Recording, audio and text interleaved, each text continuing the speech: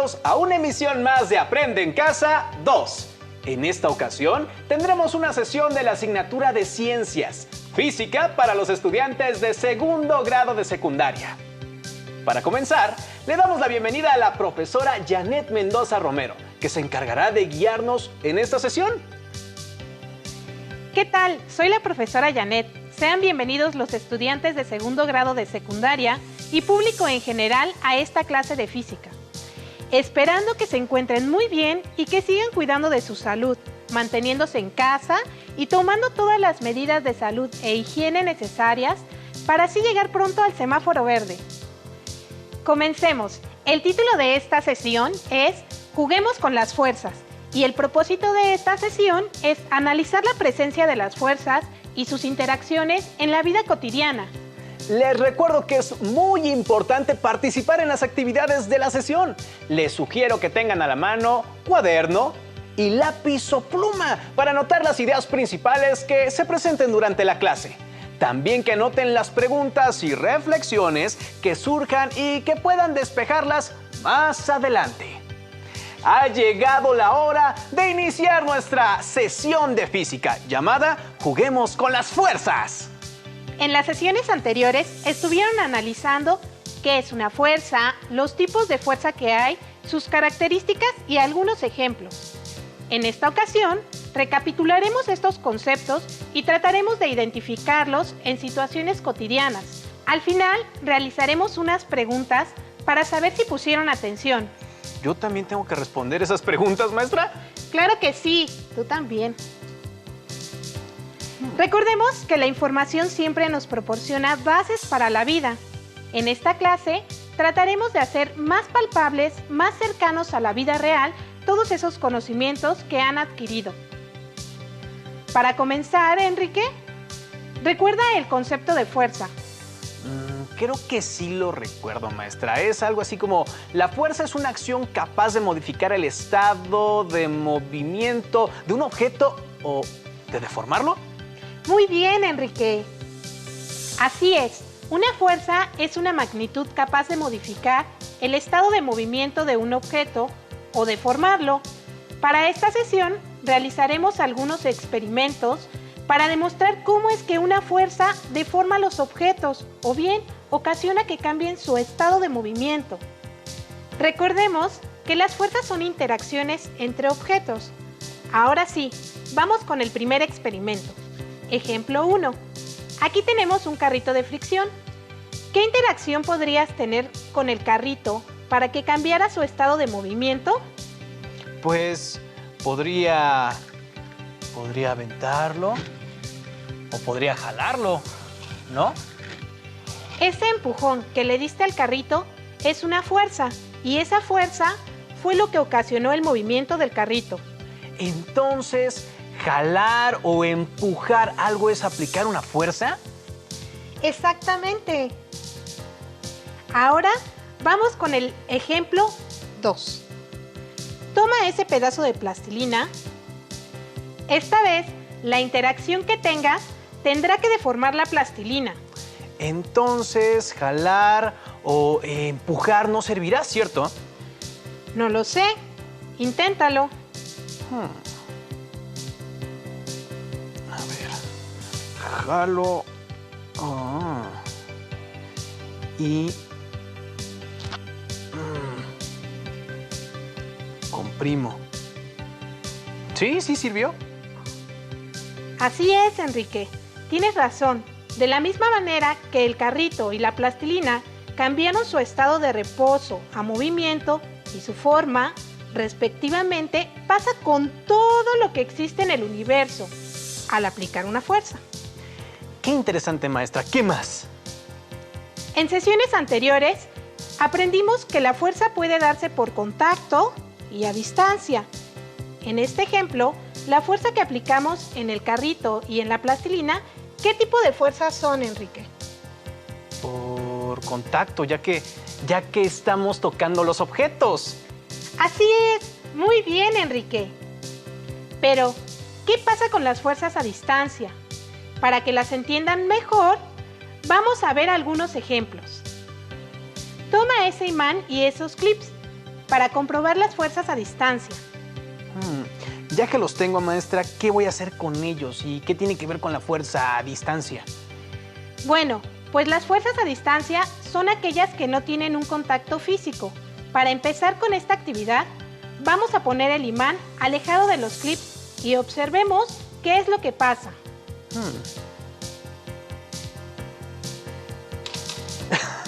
Bueno, los clips se mueven y se empiezan a acercar al imán. Exacto. A pesar de que el imán no está tocando los clips, existe una fuerza que hace que se muevan y esta no necesita que haya contacto entre los objetos. A esta fuerza a distancia se le llama fuerza magnética. Otro ejemplo de fuerza a distancia que es más fácil de reproducir y de notar, pues es algo cotidiano, es la fuerza de gravedad.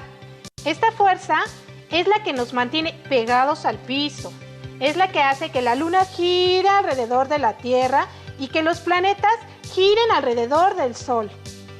Increíble, maestra. Ya me va quedando un poquito más claro cuáles son y qué tipos de fuerzas hay. Existen otras formas en las que la fuerza se manifiesta. Una de ellas es la fuerza de fricción o la fuerza de rozamiento, la cual es una fuerza que existe entre dos superficies en contacto, que se opone al movimiento. Por ejemplo, cuando dejamos caer una hoja de papel hecha bolita y una extendida, la fricción del aire se haría presente y caería primero la hoja de papel hecha bolita. Otro ejemplo es cuando un auto o una bicicleta frena de golpe. Las fuerzas de fricción entre las llantas del auto o la bicicleta eventualmente hacen que estos objetos se detengan. Lo mismo pasa con todos los objetos a los que se les aplica una fuerza, ya sea por contacto o a distancia, ya que al tocarse unos con otros se produce un rozamiento. Por lo tanto, habrá fricción, la cual producirá una resistencia a la dirección del movimiento. Otro ejemplo es cuando caminamos por superficies diversas, tales como tierra, pasto o arena de playa. En cada uno de los lugares mencionados, la fricción o rozamiento dependerá del suelo. Así la dificultad en el movimiento al caminar será diferente. También me ha pasado que cuando voy en bicicleta me cuesta más trabajo avanzar si hay pasto que cuando es pavimento. Ahí se ve y se siente la fricción. Así es. La fricción siempre estará presente en el movimiento, pero en ese caso también tiene que ver un agente externo que es la gravedad y la masa del objeto. ¿Cómo? ¿La gravedad y la masa también afectan los cuerpos? Sí, estos componentes determinan el peso de un cuerpo. En primaria vieron que la cantidad de materia que tenía un objeto se le llama masa y que existe una atracción de nosotros hacia la Tierra que se llama gravedad. Me gustaría que tomes en cuenta estos conceptos, porque más adelante vamos a estar revisando. Hasta ahora todo está claro, pero hemos ocupado todos los materiales en la mesa excepto este vaso con esta pelota. ¿Para qué es, maestra? Lo que pasa es que existe otro tipo de fuerza, llamada fuerza de flotación. Ese sí le entiendo. Sí, le entiendo. Es cuando un objeto flota, ¿no? Así es, pero ¿me podrías explicar por qué ese objeto flota? Pues creo que existe una fuerza dentro del agua que hace que los objetos floten empujándolos hacia arriba. Sumerge la pelota para que veas lo que sucede. ¡Muy bien! Puesto que la fuerza que un fluido ejerce en dirección hacia arriba sobre un objeto sumergido dentro de él, se le llama fuerza de flotación. Y si se hunde, la fuerza de flotación es menor que el peso del objeto. Bueno, ¿y cómo se cuantifica la fuerza o cómo se mide la fuerza? A eso voy. Hace muchos años, un científico llamado Isaac Newton fue el primero en querer medir la fuerza de los objetos. Por esa razón, inventó un objeto llamado dinamómetro. Ah, caray, ¿qué es eso? Pues el dinamómetro es un instrumento utilizado para medir las fuerzas o para calcular el peso de los objetos. El dinamómetro funciona gracias a un resorte o espiral que tiene en el interior, el cual puede alargarse cuando se aplica una fuerza sobre de él. Un día, pon atención a las personas que compran fierro viejo y utilizan ese instrumento para pesar. De la misma manera, utilizan uno en las carnicerías para pesar las reses. ¿Es como una báscula? Así es, pero con diferente forma. Por esta atribución y otras más que veremos en las siguientes sesiones, la unidad de medida de la fuerza es el newton y se abrevia con una N mayúscula. Maestra, ¿y cuál es la equivalencia de 1 kilogramo a newton? 1 kilogramo es igual a 9.81 newtons. Por ejemplo, cuando su mamá los mande por las tortillas, sabrán cuánta fuerza están utilizando para cargarlas, haciendo una sencilla multiplicación. El número de kilos por 9.81 y el resultado es en newtons. Perfecto, acabo de entender cuál es mi fuerza. Las fuerzas, sin importar si son a distancia o por contacto, se representan con una flecha. La longitud de la flecha representa la magnitud y la punta de la flecha la dirección de la fuerza aplicada. A estas flechas se les llama vectores. Si quisiéramos representar los ejemplos del carrito o de la pelota o de la plastilina, ¿cómo podríamos hacerlo? Pues tendríamos que dibujar el objeto y ponerle las flechas que indican la fuerza que aplicamos. Vectores, se llaman vectores. Ya no les digas flechas. Está bien, maestra. Entonces tendríamos que dibujar la pelota, el carrito o la plastilina y trazar los vectores de las fuerzas que aplicamos. Eso está mejor. Pero ¿qué pasa si no somos buenos dibujando?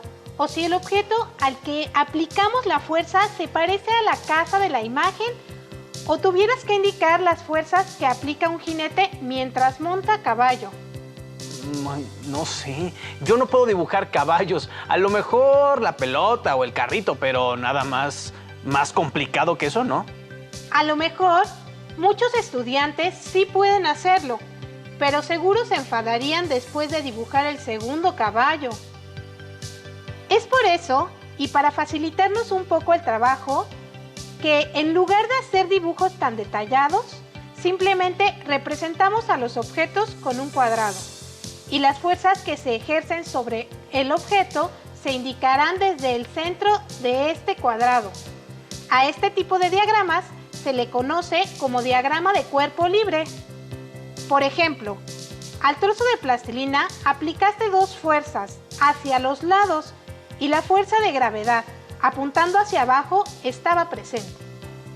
En el caso de la pelota, que flota, las dos fuerzas que actuaban sobre la pelota eran la fuerza de gravedad hacia abajo y la fuerza de empuje o flotación hacia arriba. Ahora que conoces algunos tipos de fuerzas, te invito a que veamos el siguiente video en el que nos explican la manera gráfica de representar los diferentes tipos de fuerzas en algo que se conoce como diagrama de cuerpo libre.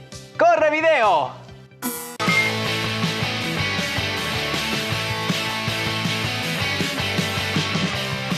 Uf, no, está pesadísimo. Que necesito ayuda. A ver, una vez más. 1, 2, 3. No voy a poder. La situación en la que se encuentra Emanuel es la de una persona ejerciendo una fuerza sobre un cuerpo. Para representar las fuerzas que actúan sobre un cuerpo, se utiliza un diagrama de cuerpo libre, el cual facilita identificar las fuerzas que intervienen sobre diferentes objetos. Las fuerzas se representan a través de flechas, a las cuales se les denomina vectores, y tienen magnitud, dirección y sentido. Cuando un cuerpo está apoyado en una superficie, se identifican dos fuerzas. Un tipo de fuerza es el peso. el cual se identifica con una letra W minúscula y en cursiva, y se representa con un vector en posición vertical con dirección hacia abajo. Otro tipo de fuerza es la fuerza normal, misma que se representa con una letra N mayúscula y que se define como la fuerza que ejerce una superficie sobre un cuerpo apoyado sobre ella. La fuerza normal es de igual magnitud y dirección que el peso, pero en sentido contrario.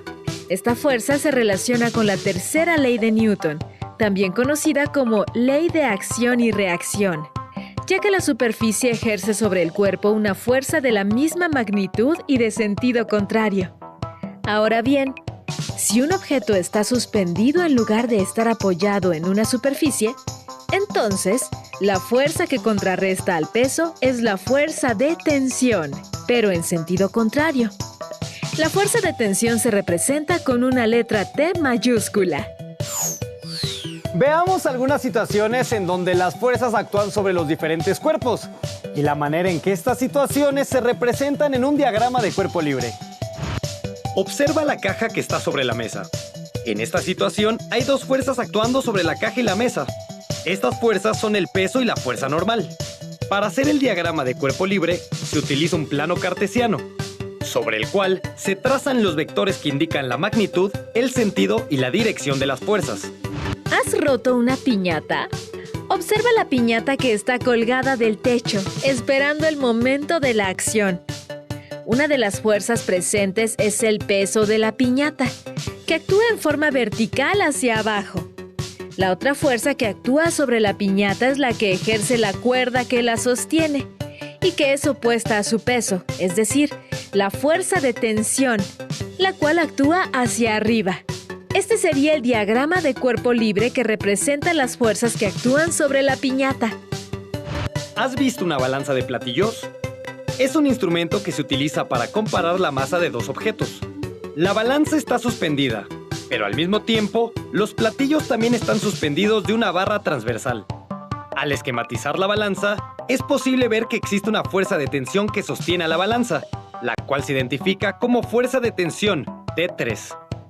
Cada uno de los platillos tiene un objeto cuyo peso se denomina W1 y W2 respectivamente. Cada platillo está sostenido por una fuerza de tensión, que se identifica como T1 y T2. La suma de estas dos fuerzas da como resultado el valor de la fuerza de tensión de toda la balanza, es decir, T3. Ahora, al representar las fuerzas en un diagrama de cuerpo libre, es posible ver que el eje de las X del plano cartesiano es el punto donde convergen las fuerzas y también donde cambian de sentido. Otro ejemplo. ¿Alguna vez has jugado en el sube y baja? En este juego, la fuerza que equilibra los pesos de los niños es el apoyo del sube y baja. A esta fuerza se le puede llamar A, mientras que el peso de los niños se puede representar como las fuerzas W1 y W2.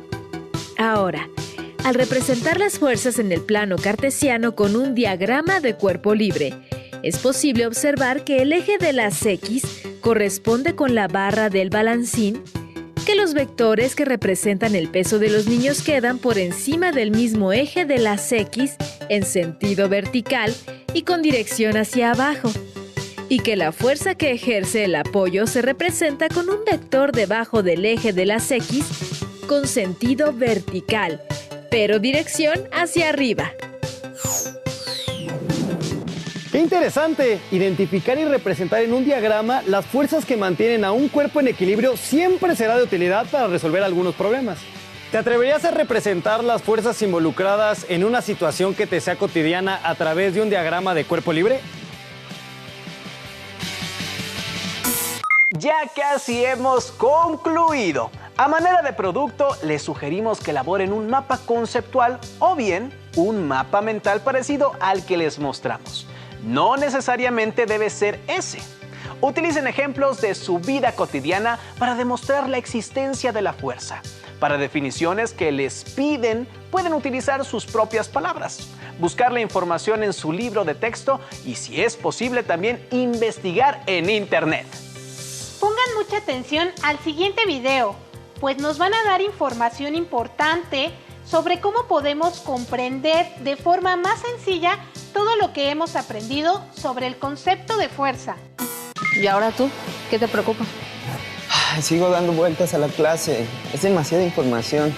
Además, el profesor quiere que prepare una exposición en 2 días con todo eso. Tranquilízate. A ver, ¿cómo podemos simplificar la explicación del tema para demostrar lo que aprendimos o para estudiar mejor? Con un diagrama conceptual. Primero, debemos de tener claro qué es un diagrama conceptual, ¿de acuerdo?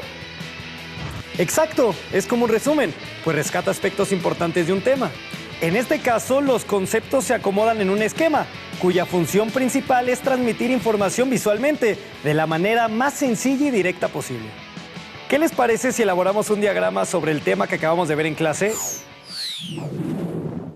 Para construir un diagrama conceptual, lo primero que necesitamos es tener claro el tema, es decir... Las fuerzas. Exactamente. ¿Tienes tus apuntes? Sí. ¿Y tu libro de texto? Lo tengo.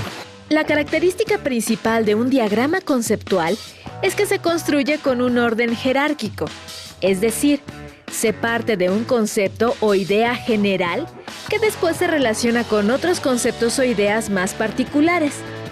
Como ya tenemos identificados los conceptos, ahora los colocamos en círculos, óvalos o rectángulos, y luego los unimos con líneas o flechas que contengan palabras de enlace. ¿Qué son las palabras de enlace? Son las palabras que sirven para conectar las ideas.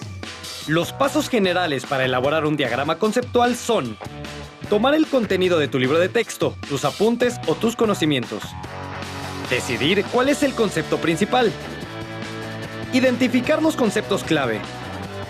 Ordenar los conceptos de manera jerárquica. Organizar las ideas con figuras y líneas. Y hacer los ajustes finales al diagrama. Ahora, apliquemos estos pasos para hacer un diagrama sobre el tema que te está quebrando la cabeza. Después de haber estudiado el tema, elegimos el concepto o idea central, en este caso, las fuerzas.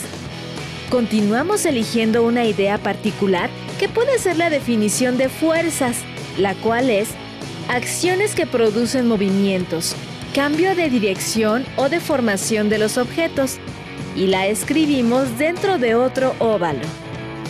Posteriormente unimos ambos óvalos con una línea. ¡Ya sé! Las fuerzas son el tema central. Ajá, muy bien. Continúa. Y entre ambas líneas va la palabra de enlace, ¿no es así? Vas recordando cómo se hace. Ahora, ¿cómo relacionas las fuerzas con la idea siguiente? Las fuerzas son las acciones que producen los cambios. Así es. Entonces, ¿cuál es la palabra de enlace? Son. Por eso queda de la siguiente manera. Las fuerzas son acciones que producen movimientos, cambios de dirección o deformación de los objetos. Así es. De este modo, la palabra de enlace conecta ambas ideas. Con mucha frecuencia, la palabra de enlace es un verbo. En fin, es la manera de conectar dos ideas.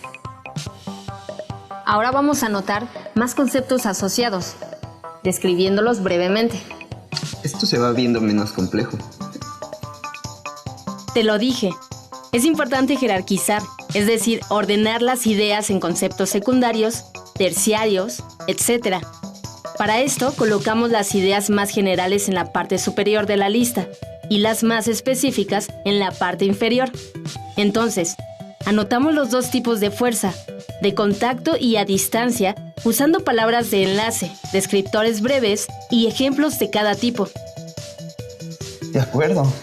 Ok, ahora continuemos agregando ideas. ¿Recuerdas cómo se representa gráficamente las fuerzas? Sí, claro, con vectores. Lo anotaré aquí. El diagrama conceptual se va completando al añadir ideas dentro de óvalos conectados con líneas, definiendo la ubicación correcta para cada idea e insertando las palabras de enlace. Podemos enriquecer el diagrama si añadimos que la unidad con que se miden las fuerzas es el Newton. Por último, En nuestro diagrama podemos mencionar cómo las leyes de Newton explican la relación entre las fuerzas y el movimiento de los cuerpos. Ten en cuenta que el diagrama conceptual es dinámico, es decir, podemos adaptar su forma conforme añadimos ramificaciones con ideas y definiciones nuevas. Ahora comprendo mejor los diagramas conceptuales. Estos contienen información básica, organizada y necesaria para comprender una serie de ideas y la relación entre ellas dentro de un tema de estudio. Esto me va a servir perfecto para mi exposición. O para estudiar para el examen. ¿Examen? Espero que este video les haya resultado útil para poder organizar toda la información de todo lo que hemos aprendido sobre fuerzas. Espero que hayan aprendido algo nuevo en esta sesión. Les sugiero que consulten su libro de texto para poder resolver algunas dudas. No olviden mantenerse en casa, lavarse las manos frecuentemente y estar informados. Agradezco su intervención en esta sesión, maestra, y los invito a encontrarse en la próxima. No olviden guardar las actividades realizadas para poder compartirlas. ¡Hasta pronto!